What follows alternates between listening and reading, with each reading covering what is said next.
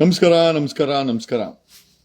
ಕುಂಭಮೇಳ 12 ವರ್ಷಕ್ಕೆ ಒಮ್ಮೆ ನಡೆಯುವ ಈ ಧಾರ್ಮಿಕ ಸಮ್ಮೇಳನದಲ್ಲಿ ಸಾಕಷ್ಟು ಸಾಧು ಸಂತರು, ಜೊತೆನಲ್ಲೀಗ ಫಾರಿನ್ನಲ್ಲಿರೋರು, ಸಾಮಾನ್ಯ ಜನರು ಎಲ್ಲರೂ ಕೂಡ ಅಲ್ಲಿ ಸೇರಿ ತಮ್ಮ ಧಾರ್ಮಿಕ ವಿಧಿವಿಧಾನಗಳನ್ನು ಮಾಡ್ತಾರೆ. ನಿಜವಾಗ್ಲೂ ಅದೊಂದು ಹೆಮ್ಮೆಯ ಸಂಕೇತ, ಅದರಲ್ಲಿ ಎರಡನೇ ಮಾತಿಲ್ಲ. ಓಕೆ, 50 ಕೋಟಿ ಜನರು ಬಂದು ಹೋಗ್ತಾರೆ ಅಂತ ಹೇಳ್ತಾರೆ. ಐ ಥಿಂಕ್ ದ ಬಿಗ್ಗೆಸ್ಟ್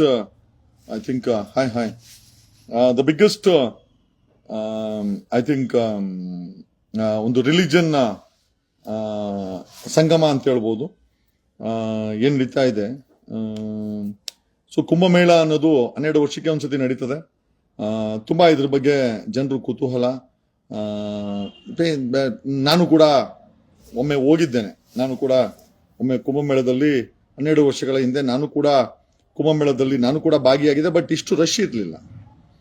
ನಮಸ್ತೆ ನಮಸ್ತೆ ನಮಸ್ತೆ. ಸೊ ಕುಂಭಮೇಳ ಅನ್ನೋದು ಒಂದು ಧಾರ್ಮಿಕ ವಿಧಿವಿಧಾನ, ಮತ್ತೆ the largest gathering of people. 50 ಕೋಟಿ ಜನ ಸೇರುವಂತ ಸಂಭವ.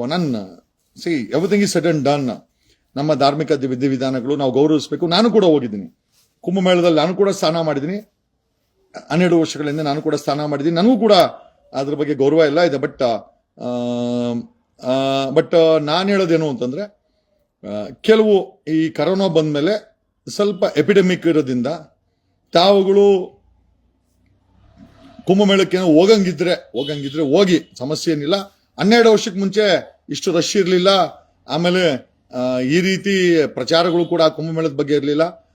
ಅದು ಒಂಥರ ಧಾರ್ಮಿಕ ವಿಧಿವಿಧಾನದಲ್ಲಿ ತನ್ನದೇ ಆದಂತ ರೀತಿಯಲ್ಲಿ ಮುಂಚೆ ನಡೀತಾ ಇತ್ತು. ಈಗ ಅದಕ್ಕೆ ಒಂದಷ್ಟು ಪ್ರಚಾರ, ಸರ್ಕಾರ ಅದನ್ನ ಹೌದು ಕುಂಭಮೇಳ ಅನ್ನೋದನ್ನ ಈ ಪ್ರೆಸೆಂಟ್ ಮೋದಿ ಸರ್ಕಾರ ಅದನ್ನ ಚೆನ್ನಾಗಿ ಅದ್ರ ಬಗ್ಗೆ ಅಂತೆಲ್ಲ ಮಾಡಿ ಫ್ಲೈಟ್ ಎಲ್ಲ ಹಾಕೋದೆಲ್ಲ ಮಾಡ್ತಾ ಇದ್ದಾರೆ. But coming to health point of view ಅಲ್ಲಿ ನಾವು ನಿಮ್ಗೆ ಹೇಳೋದೇನು ಅಂತಂದ್ರೆ, 50 ಕೋಟಿ ಜನರ ಮೈಯಲ್ಲಿ ಏನು ರೋಗಗಳು ಅವು ಇವು ಇರ್ತದೋ ಆ ಪಾಪಗಳನ್ನು ತೊಳೆಯಕಂತ ಹೇಳ್ತಾರೆ, ಅಥವಾ ಪಾಪಗಳನ್ನು ತೊಳಿತಾರೋ ಅಥವಾ ಅವ್ರ ಮೈಯಲ್ಲಿರೋ ರೋಗ ಕೂಡ ಆ ನೀರಲ್ಲಿ ಮಿಕ್ಸ್ ಆಗೋದ್ರಿಂದ ದಯಮಾಡಿ ಆನ್ ಎ ಹೆಲ್ತ್ ಪಾಯಿಂಟ್ ಹೋಗ್ಬೇಕಾದ್ರೆ ತಾವುಗಳು ಬಾಡಿ ಹೆಲ್ತ್ ಚೆಕಪ್ ಅನ್ನ ಮಾಡಿಸ್ಕೊಂಡು ಹೋಗಿ. ಯಾಕಂದ್ರೆ 50 ಕೋಟಿ ಜನ ಒಂದು ಜಾಗದಲ್ಲಿ ಸ್ನಾನ ಮಾಡ್ತಾರೆ ಅಂತಂದ್ರೆ ಅವ್ರ ಬಾಡಿನಲ್ಲಿ, ಸ್ಕಿನ್ ಅಲ್ಲಿ ರೋಗಗಳಿರ್ತದೆ. ಪಾಸಿಬಿಲಿಟಿ ನಾನು ಹೇಳ್ತಾ ಇರೋದು. ಕಣ್ಣಲ್ಲಿ ರೋಗ ಇರ್ತದೆ, ಬಾಡಿನಲ್ಲಿ ರೋಗ ಇರ್ತದೆ, ಎಷ್ಟೋ ಜನಕ್ಕೆ ಅಂಟು ರೋಗಗಳಿರ್ತದೆ. ಸೊ ಇದೆಲ್ಲ ಆ ಒಂದು ಸ್ನಾನದಲ್ಲಿ ಪಾಪ ತೊಳೆಯೋ ಕಾರ್ಯಕ್ರಮ ಒಂದ್ ರೀತಿ ಆದ್ರೆ, ರೋಗಗಳು ಕೂಡ ಅಲ್ಲಿ ಒಬ್ಬರಿಗೊಬ್ಬರು ಸಾಧ್ಯತೆಗಳಿರೋದ್ರಿಂದ. ಸೊ ನನ್ನ ಅಡ್ವೈಸ್ ಏನು ಅಂತಂದ್ರೆ, ತಾವುಗಳು ಕುಂಭಮೇಳಕ್ಕೆ ಹೋಗಂಗಿದ್ರೆ ಒಂದ್ಸತಿ ಮೊದಲು entire body checkup, blood checkup ಎಲ್ಲ ಮಾಡಿಸಿ ಬಂದ ಮೇಲೆ 1-2 ಬಾರಿ ನಿಮ್ಮ ಬಾಡಿನ ಬ್ಲಡ್ ಚೆಕಪ್ ಅನ್ನ ಮಾಡಿಸ್ಕೊಳ್ಳಿ.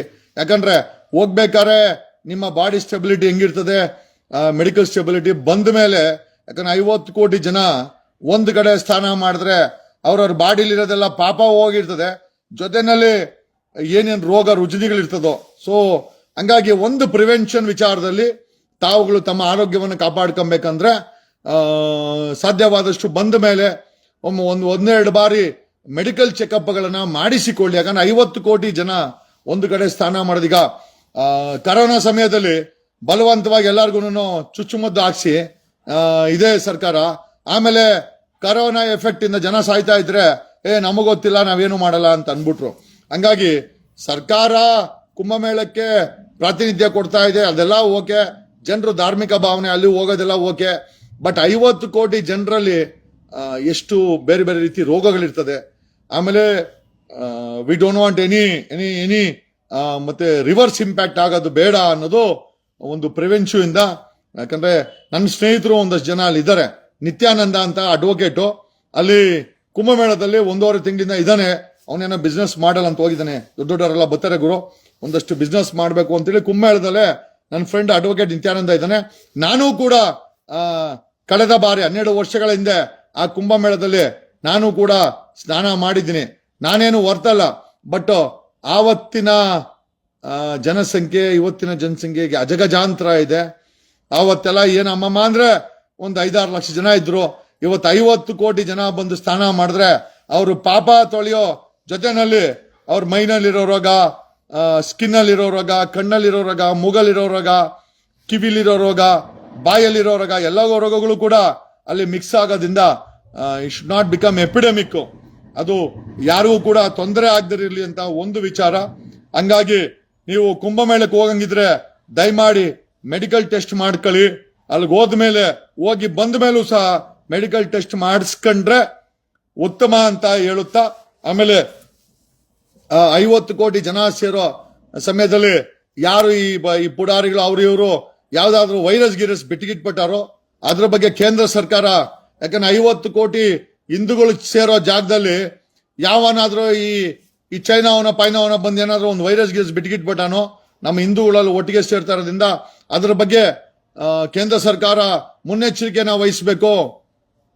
ಯಾಕಂದ್ರೆ ಕೇಂದ್ರ ಸರ್ಕಾರ ನಂಬಿ ಜನ ಅಲ್ಲಿ ಸ್ನಾನ ಮಾಡಕ್ ಹೋದಾಗ ಏನಾದ್ರು ವೈರಸ್ ಗಿರಸ್ಸು ಪಾಸಿಬಿಲಿಟೀಸ್ ಹೇಳ್ತಾ ಇರೋದು. ಯಾಕಂದ್ರೆ ಇದಕ್ಕೆ ದೊಡ್ಡ ಮಟ್ಟದಲ್ಲಿ ಅಂತಾರಾಷ್ಟ್ರೀಯ ಮಟ್ಟದಲ್ಲಿ ಕುಂಭಮೇಳಕ್ಕೆ ಪ್ರಚಾರ ಸಿಗ್ತಾ ಇದೆ. ಕಿಡಿಗೇಡಿಗಳು ನಮ್ಗೆ ಆಗ್ದಿರೋರು ಯಾರಾದ್ರೂ ಒಂದು ವೈರಸ್ ಗಿರಸ್ ಬಿಟ್ಬಿಟ್ಟಾರಲ್ಲಿ ಆ ವೈರಸ್ ಏನಾದ್ರು ಅಲ್ಲಿ ಸ್ನಾನ ಮಾಡಕ್ ಹೋದರೋ ಅಥವಾ ಪಾರ್ಟಿಸಿಪೇಟ್ ಮಾಡಕ್ ಹೋದಾಗ ಎಫೆಕ್ಟ್ ಆಗ್ಬಿಟ್ರೆ ಮತ್ತೆ ಅದೇನೋ ಸ್ಪ್ರೆಡ್ ಆಗ್ಬಿಟ್ರೆ ಕಷ್ಟ. ಹಾಗಾಗಿ ಕೇಂದ್ರ ಸರ್ಕಾರ ಈ ಎಲ್ಲ ಮುನ್ಸೂಚನೆಗಳನ್ನ ಪ್ರಿವೆಂಟಿವ್ ಮೆಷರ್ಸ್ ನ ಅಲ್ಲಿ ಮಾನಿಟರ್ ಮಾಡಬೇಕು. ಅಲ್ಲಿ ಸಾಧು ಸಂತರು ಪಾಪ ಎಲ್ಲ ಹೋಗ್ತಾರೆ ಏನೋ ಧಾರ್ಮಿಕ ಭಾವನೆ ಇಟ್ಕೊಂಡು. ಅಲ್ಲಿ ಸ್ನಾನ ಮಾಡೋರ ಬಾಡಿನಲ್ಲಿರೋ ರೋಗ ರುಜಿನಿಗಳ ಬಗ್ಗೆ ಪಾಪ ಏನೋ ತೊಳೆಯುತ್ತೋ ಅದು ದೈವಿಕ ನಂಬಿಕೆ, ಅದು ಪಾಪ ತೊಳಿತದೋ. ಎರಡನೇದೇನೋ ಅದು ಅವರಲ್ಲಿರೋ ರೋಗಗಳು ಆ ನೀರಲ್ಲಿ ಮಿಕ್ಸ್ ಆಗುತ್ತೆ, ನೀವು ಅದ್ರಲ್ಲಿ ಮಾಡೋದ್ರಿಂದ ನಿಮ್ಮೇಲೆ ಏನು ಇಂಪ್ಯಾಕ್ಟ್ ಆಗಬಾರ್ದು. ಹಂಗಾಗಿ ಹೋಗ್ಬೇಕಾರೆ ಮೆಡಿಕಲ್ ಟೆಸ್ಟ್ ಮಾಡಿಸ್ಕೊಳ್ಳಿ, ಬಂದ್ಮೇಲೆ ಮೆಡಿಕಲ್ ಟೆಸ್ಟ್ ಮಾಡಿಸ್ಕೊಳ್ಳಿ. ಆದಷ್ಟು ಶುದ್ಧವಾಗಿರಿ. ಕುಂಭಮೇಳಕ್ಕೆ ಹೋಗಂಗಿದ್ರೆ ಬಂದ್ಮೇಲೆ ಶುದ್ಧವಾಗಿರಿ, ಸ್ವಲ್ಪ ಮೆಡಿಕಲ್ ಟೆಸ್ಟ್ಗಳು ಮಾಡಿಸ್ಕೊಳ್ಳಿ.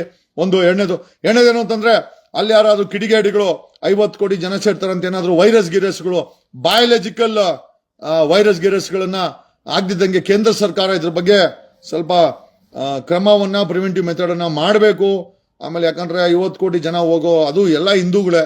ಹಂಗಾಗಿ ಅವ್ರು ಯಾರಿಗೂ ತೊಂದರೆ ಆಗ್ಬಾರ್ದು ಅನ್ನೋ ನಿಟ್ಟಿನಲ್ಲಿ ನನಗೆ ತಿಳಿದ ವಿಚಾರಗಳನ್ನ ಈ ಸೋಷಿಯಲ್ ಮೀಡಿಯಾ ಮಾಧ್ಯಮದ ಮುಖಾಂತರ, ಆಮೇಲೆ ಕುಂಭಮೇಳಕ್ಕೆ ನಾನು ಹೋಗಿದ್ದೀನಿ. ನಾನು ಕೂಡ 12 ವರ್ಷಗಳ ಹಿಂದೆ ಕುಂಭಮೇಳದಲ್ಲಿ ಸ್ನಾನ ಮಾಡಿದ್ದೀನಿ. ನನಗೂ ಒಳ್ಳೇದಾಗದು ಆಗಿನ ಕಾಲದಲ್ಲಿ ಒಳ್ಳೇದಾಯ್ತು. ಈಗ ಬರೀ ಪಾಪ ದೊಡ್ಡಕ್ಕೆ ಹೋಗಿ ಬೇರೆ ಪಾಪಗಳಲ್ಲಿ ನಾವೇನು ಸಿಗಾಕೊಂಡ್ಬಿಟ್ರೆ ಏನಪ್ಪಾ ಅನ್ನೋದೊಂದು, ಅದಕ್ಕೆ ನಾನು ಓದ್ತಾ ಇಲ್ಲ. ಯಾಕಂದ್ರೆ 50 ಕೋಟಿ ಜನರು I am not going this time. ನಾನು I had visited Kumbh Mela 12 years before. 12 ವರ್ಷಗಳ ಹಿಂದೆ ನಾನು ಕುಂಭಮೇಳದಲ್ಲಿ ಅವತ್ತೊಂದು 3-4 ಲಕ್ಷ ಜನ ಬಂದಿದ್ರು, ಸ್ನಾನ ಮಾಡ್ಕೊಂಡು ನಾವು ಎದ್ದು ಬಂದ್ರಿ. ಜನಸಂಖ್ಯೆನೂ ಕಮ್ಮಿ ಇತ್ತು, ಸಮಸ್ಯೆಗಳು ಕಡಿಮೆ ಇತ್ತು, ಈ ಬಯಾಲಜಿಕಲ್ ವೈರಸ್ಗಳು ಕೂಡ ಕಡಿಮೆ ಇದ್ದಂತ ಸಮಯದಲ್ಲಿ ನಾವೆಲ್ಲ ಕುಂಭಮೇಳದಲ್ಲಿ ಪಾರ್ಟಿಸಿಪೇಟ್ ಮಾಡಿದ್ವಿ. ಬಟ್ ಇವಾಗ ಆ ಕುಂಭಮೇಳದಲ್ಲಿ 50 ಕೋಟಿ ಜನ ಅಂದ್ರೆ ಭಯ ಆಗುತ್ತೆ.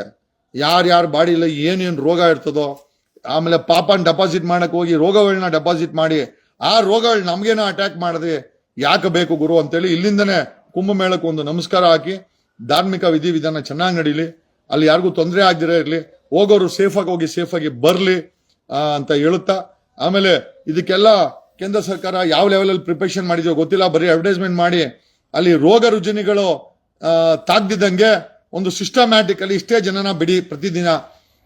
ನೀವು 50 ಕೋಟಿ ಏನೋ ಪ್ರೊಜೆಕ್ಟ್ ಮಾಡೋದಲ್ಲ, ಇಷ್ಟೇ ಜನ ಒಂದು ದಿವಸಕ್ಕೆ ಹೋಗ್ಬೇಕು.